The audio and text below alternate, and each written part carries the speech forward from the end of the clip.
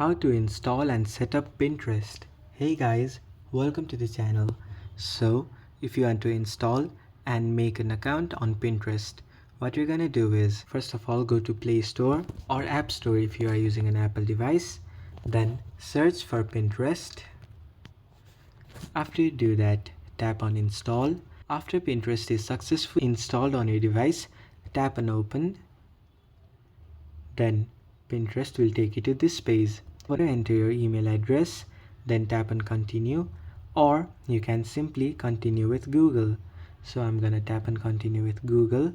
Then it will show you all the Google accounts you have on your device. Tap on the account you want to sign up with. After you do that, go to agree and share. Then wait for some time, and here you go. Now Pinterest will ask you to allow in notification.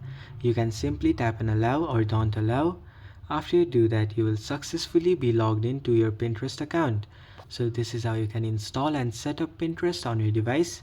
Thanks for watching till the end of the video. Hope the video was helpful to you and see you in the next one.